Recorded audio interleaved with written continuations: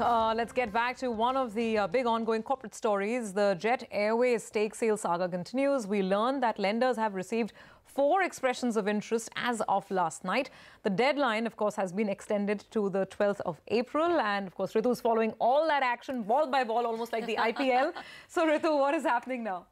Well, as of last night, yes, there were 4 EOIs that have been submitted. But I think the biggest story at this point of time that we've been able to gather is that former promoter Naresh Goyal himself may be interested in putting in a bid for Jet Airways. Remember, this is not under NCLT. He's not barred from submitting a bid just because he defaulted.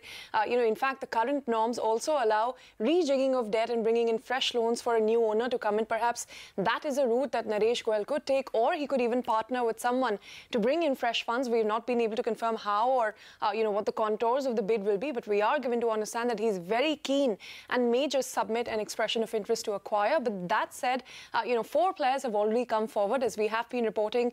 NIIF is one such player, TPG Capital, which has wide interest in the aviation space, so does Indigo Partners, which has also submitted a bid, and the 4th one is a consortium or a joint venture between Redcliffe Capital and Think Equity, which is a US-based firm. In fact, Redcliffe Capital is one of the only respondents to our story that actually confirmed that they have put in a bid. TPG has declined to comment, and we're still awaiting comments from the rest. But we're given to understand that aside from the 4 of these and Naresh Goyal, of course, showing an interest, Air Canada also sought additional time from the lenders to submit an EOI, and is expected to do it before the end of the deadline on Friday, as is Etihad Airways, which remains in talks with the lenders but is yet to submit an EOI. But we are hopeful, banks are hopeful rather, that by Friday, even Etihad should come forward with a bid.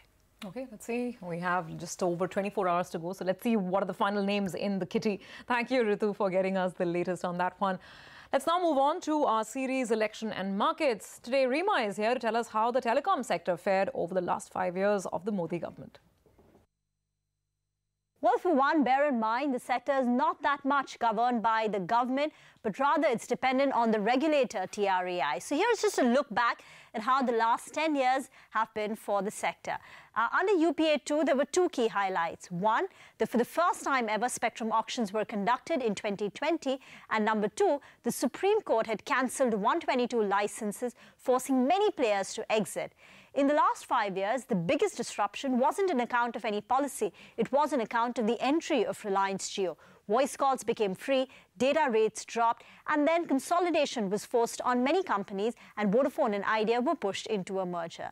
Now, the NDA government's emphasis was sorely on Digital India. Their financial payment platform, UPI, was a big success. BharatNet project is still limping. A vision document called the National Telecom Policy was released in 2018. It envisages a $100 billion investment by 2022, rationalization of levies. The government also provided some financial relief to the players by extending the spectrum repayment timelines, and they allowed for spectrum trading and sharing.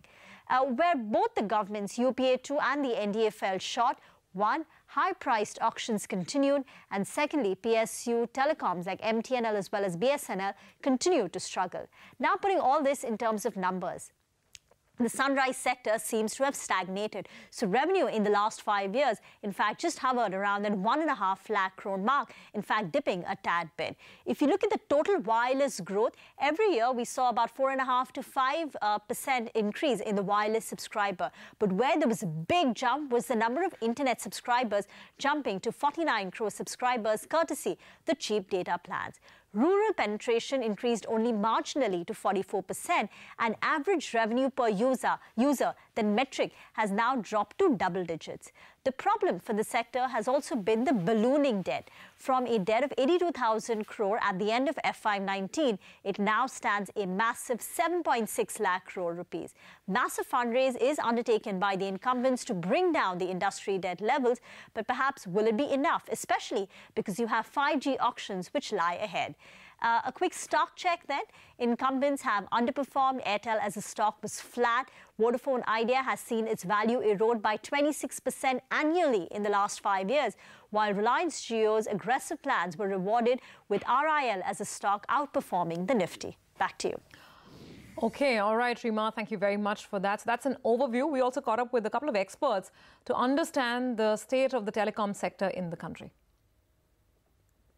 The present government has done a number of things that have contributed, if you will, to the progress of the industry. So I think the whole issue of spectrum sharing, spectrum trading, the right-of-way, various other duty issues that were ameliorated. So I think the present government has done a number of things that really have addressed the concerns of the industry. I think we have done more damage to ourselves in terms of the bruising telecom war, in terms of tariffs that have gone on. And I think our concerns were more with the regulator than with the government policy making. Stop double taxing us. In the old regime, before the auction process of spectrum, you had revenue share.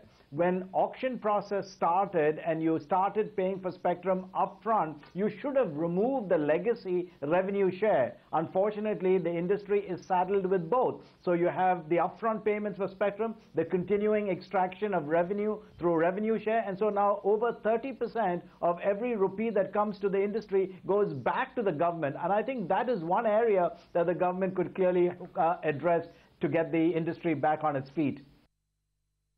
It's all going to now about spectrum pricing. So ROE of Bharti in 2009 was 30%. Now it's low single digits. So you have to get the spectrum pricing correct. You cannot have spectrum which is priced 15 times versus Korea and your data tariffs at the lowest in the world. So that has to change. All right, so that's all about telecom.